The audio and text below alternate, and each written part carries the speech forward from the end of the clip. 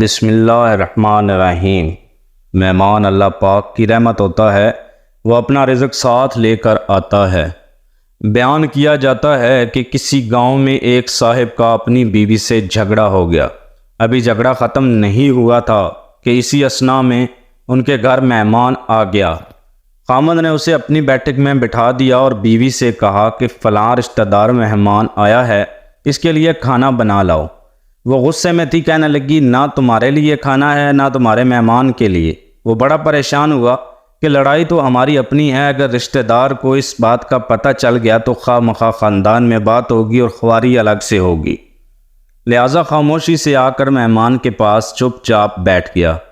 اتنے میں اسے خیال آیا کہ چلو بیوی اگر روٹی نہیں پکاتی تو سامنے والے ہمارے ہمسائے بہت ہی اچھے لوگ ہیں، میں انہیں ایک مہمان کا کھانا پکانے کے لیے کہہ دیتا ہوں۔ چنانچہ وہ ان کے پاس گیا اور کہنے لگا بیوی کی طبیعت آج کچھ خراب ہے، لہٰذا آپ ہمارے مہمان کے لیے کھانے کا انتظام کر دیں۔ انہوں نے کہا ٹھیک ہے۔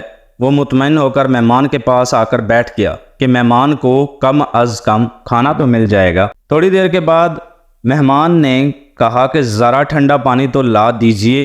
وہ اٹھا اور گھڑے کا ٹھنڈا پانی لا رہا تھا۔ اندر گیا تو دیکھا کہ بیوی تو زاروں قطار رو رہی ہے۔ وہ بڑا حیران ہوا اور کہنے لگا کیا بات ہے؟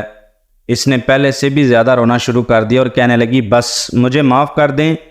اس کے خاوند نے کہا کہ بتاؤ تو صحیح، آخر تمہارے رونے کی وجہ کیا ہے؟ تم ایسے کیوں رو رہی ہو؟ بیوی نے کہا کہ پہلے مجھے معاف کر دیں، پھر میں آپ کو اپنی بات سناؤں گی۔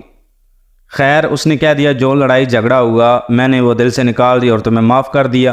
پھر وہ کہنے لگی جب آپ نے آ کر مہمان کے بارے میں بتایا اور میں نے کہہ دیا کہ نہ تمہارے لیے کچھ پکے گا اور نہ ہی تمہارے مہمان کے لیے کچھ پکے گا تو آپ چلے گئے، مگر میں نے دل میں سوچا کہ لڑائی تو میری اور آپ کی ہے اور یہ مہمان رشتہ دار ہے، ہمیں اس کے سامنے اپنے جھگڑے کی پول نہیں کھولنی چاہیے۔ چنانچہ میں اٹھی اور کھانا بنانے کے لیے باورچی خانے میں گئی تو میں نے دیکھا کہ جس بوری میں ہمارا آٹا پڑا ہوتا ہے ایک سفید لباس والا شخص اس بوری میں سے آٹا نکال رہا ہے۔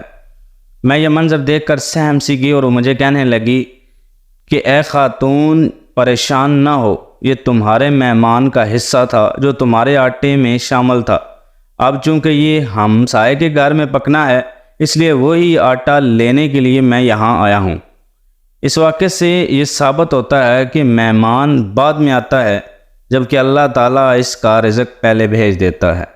معزز سامعین، مہمان کی قدر کرنی چاہیے، وہ گھر سے باہر جاتا نہیں، ہمارے رزق میں اضافہ پہلے ہو جاتا ہے۔